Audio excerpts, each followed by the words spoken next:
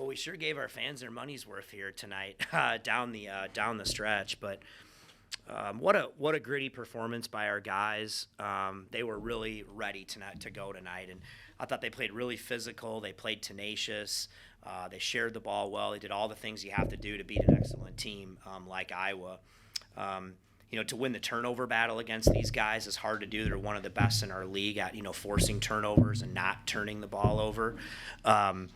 I thought, we kind of felt like we had control. You knew they were going to make a run. A guy like Bennett Sturts is hard to hold down for 40 minutes. And they made it interesting. But I tell you what, you start to look at the guts our team has. I thought Kroc had 2 wide open threes kind of in front of our bench that maybe could have put the lead up to like 16 or whatever it was. We missed both of them. They come back and they take the lead, and he had the guts to take that other one, and just a huge shot for us. And that's how you have to play. You can't let the last play affect the next one. You got to live in the moment, and thank God that shot, came off in the end. But I thought our guys really earned this one here tonight. It was only a 30-second timeout, but after they make that run to get the 1-point lead before Kroc hit that three, what are you saying to your guys there to kind of settle them down? It's a little bit like the other night, we're at the game at Northwestern. You have to move on from what happened. If you get rattled from a run or whatever it is, you just got to focus on what's next, okay? We made a couple of errors in that stretch, but there's nothing you can do about it now. You worry about it tomorrow in film or practice. You got to move on. So we just tried to calm them down. Let's make the next play. Trust what we do, and we did. Niko, obviously there was a huge home court advantage talk. Was this not a perfect example of that? And talk about what the fans meant to you. It's awesome. The crowd made a difference tonight, and it got loud in there at times. I just refuse, and I have since I've got her, to refuse to say that we can't build this thing back and have some, college basketball matters in the Twin Cities. It really does. It's our job to make it matter, and it's games like this that start to get that going again. And I love having the students rush the court. It's supposed to be fun. You want them to come to the game and enjoy being there and rush the court, see us win, enjoy it. They go home. They had a blast. Well, you know what? They're probably going to show up Friday too. And they'll probably bring their friends. I hope they do. But that's how you get it back. But I really appreciated the crowd so much. They got into it. This team, I think, really fights for them. We're far from perfect. We've got our limitations, but they give you everything they've got.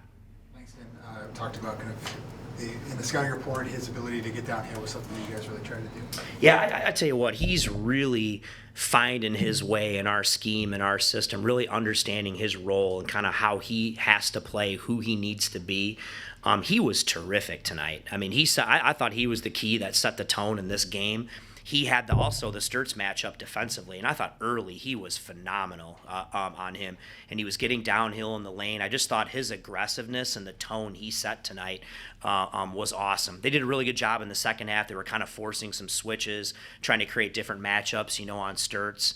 But his mentality and playing the way he needs to play has been a difference. And he's really, guys, not jinx it, but he spends a lot of time in the gym at the free throw line working, and you've really seen it pay off. Number 1 nationally in assist percentage. How much is that source of pride just that you guys play the right way? I love it. It makes me, our teams have always been that way, and something I take a lot of pride in. I believe that's how you're supposed to play the game. When the ball has energy and your guys play selfish, I think that creates buy-in. You give it up to get a better shot, guys share it. And right away in the summer, I could tell these guys bought into that right away. We got really good guys in the locker room, and it doesn't always work early, right? You have some ups and downs, but they've really stayed with it, and they trust what we do. And yeah, the unselfishness is I'm really proud of that. How did you feel like things have changed or shifted coming out of Thanksgiving in Palm Springs, where it was kind of a rough showing there? Yeah, I told, and obviously I think we were still a little maybe rattled with some of the injuries. We kind of been hit, and all of a sudden you knew right away the team was going to look a lot different maybe than we had planned, back in the fall. I thought we regrouped around that. We also talked a lot about, we're going into break, right? And I think the teams that can really get better over this break right here are the teams that make their move. And I think our guys took that to heart. We've had to change a little bit of how we practice based on numbers, but they've come in every day focused, ready to get better. And I think they're seeing that pay off. The other thing, man, when you have injuries like that, I mean, it creates clarity now, I mean, the decision tree is gone. These are the 7 guys, whatever, in the rotation, and we've got to find a way to make it work. But you know what? They're embracing it. We sell it to them, but it doesn't matter. They have to embrace it, and they are. It looks like all 7 guys have improved all the way down, 1 through 7. Talk about the improvement of Kai and Grayson off the bench. Yeah, we talked about before, they're getting a ton of minutes, a lot more minutes than probably they would have gotten had the injuries not happened, and they're embracing it. And those guys, they play really hard, and they compete. They want to play for the team. They want to do the right thing, and those guys come in and make a difference. I think Grayson Grove's energy coming into the game has been palpable. He gives you doesn't mean he's perfect or anything like that, but he gives you everything he has. The Big Ten being such a tough league to have, really 5 guys logging that kind of minutes, it seems like that takes a lot of toughness. It does take a lot of toughness. I mean, the other night at Northwestern, we had 3 guys roll all 40. I've never seen that in a college game, at least the one that I've been a part of. But again, they embrace it. It does take toughness, but everyone wants to play, right? And again, sometimes when there are no choices, those choices are taken from you. So you're either going to embrace it or you're just going to give in. And we're not going to give in. That's not what we're going to do. We're going to fight, and they've embraced it. And I'm really proud of these guys, because they really have given us. I mean, every day they come in, they do what we ask them to do, and I just love to see them having success. When you get guys who buy in and try to do the right thing, I just love to see them rewarded, and that's pretty fun as a coach. Obviously, these guys have the hunger, but you have a whole team, a strength and conditioning team, your PTs, all that. What makes them special and different to get these guys recovered and get them ready in the first place, too? I appreciate you bringing that up. It's yeah, exactly. Jimmy, strength and conditioning, Haley, Dot in the training room, our GAs, our managers. I mean, all these people that are putting in all the time, and Cade's in there every morning getting up extra shots with somebody. Well, there's people in there rebounding for him. You're right. These people are so diligent. They're so bought in. They're here to serve our players. And they're all a part of this. Nobody notices it, right, at the games, but they all play a big part in what we do. Sturt's at 21 in the second half after scoreless in the first. Yeah. So you talked about his quality. What did you see in him? I mean, he's been in these games, wasn't going his way early, got 2 quick fouls. I mean, that played a factor, in the game too. But, one guy, he's not going to get rattled. He's going to find a way. And I knew at halftime, we told our guys, hey, this guy's going to get in there. He's going to try to take over the game. And they just kept trying to get switches, allowing him to go one-on-one. And he's got the confidence to just keep playing, right? He's not going to stop because it's not going his way. And, again, I'm thankful that last shot, came off. I thought, Isaac made 2 monster free throws, right? Nothing but net to put us up 3. I think there's, 15 seconds left. It's pretty hard to foul in that situation. You look at what happened the other night, in the game. Can't remember which one it was. Was it the guy fouled him shooting a 4-point play, the Notre Dame game? The college rules changed. Now we have continuation, right?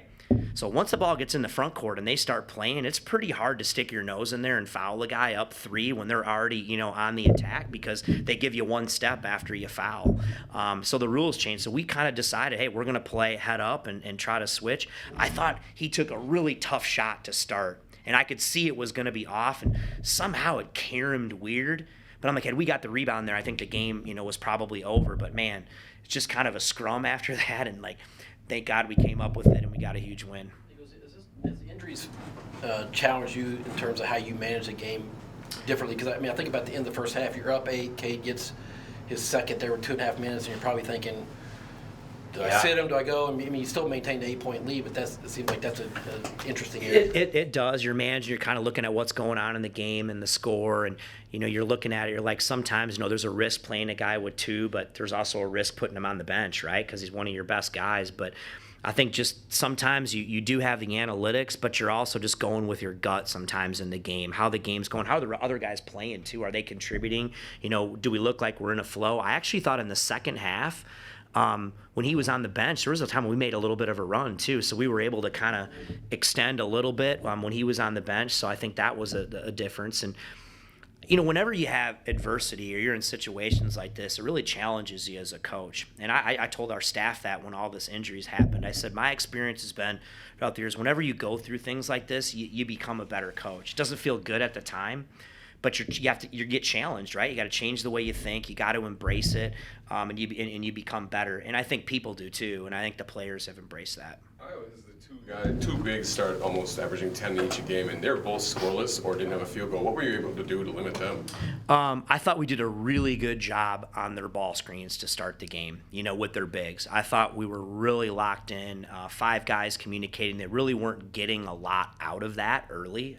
To be honest, we were doing a great job defensively. Then they just kind of went small. They were playing almost 5 guards there at the end, and they were just trying to spread us out and drive us because they weren't having a ton of success running their normal ball screen motion. So I give our guys a ton of credit. I mean, we really worked hard on that. I thought the guys played that way, and then give them credit for making the adjustment, right? So they went small late. Those guys didn't play as much and really just tried to spread us out and drive us, and it was effective for them late. 1 or 2 more? All good? All right. Thank you. Thank you. We have Langston Reynolds, Cade Tyson. Questions for either of the athletes? Langston, what was kind of the message when Iowa took the lead and kind of you guys were giving up a big run? What was kind of the message at the timeouts during that? Yeah, I mean, obviously they're a good team. At some point they were going to make a run. It just happened to be late. Obviously, we'd rather not have it at that time. But I think just, next play mentality. They hit a big shot. They just got to move on to the next play and get the game back at that time. For either player, what is it like to be that shorthanded and have to play that many minutes and still have your energy and your all that at the end? Honestly, man, it's definitely a blessing. I mean, we grew up playing this sport. It's what we love to do. So if we can play 40 minutes, we would love to, all of us out there on the floor. So that's just kind of how it is. At the same time, how happy were you that you didn't have to play overtime?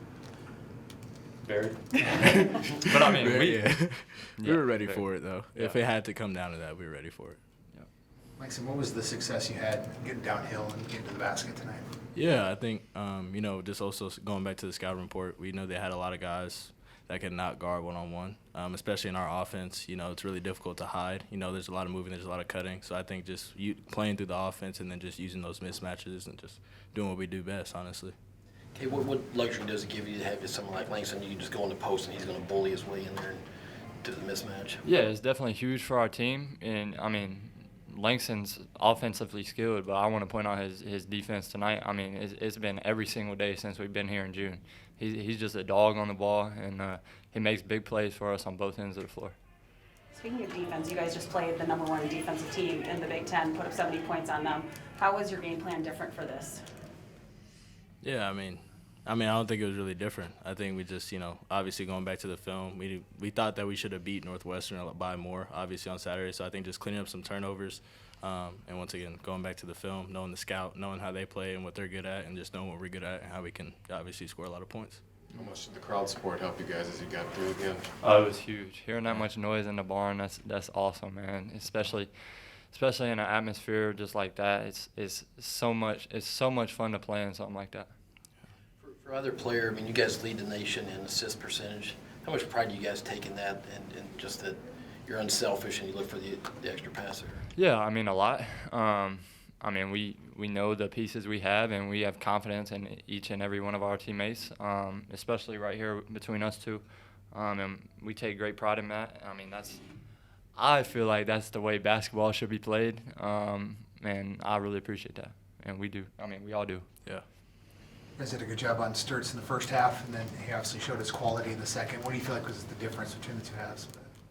I think just a little bit of scout mistakes, honestly.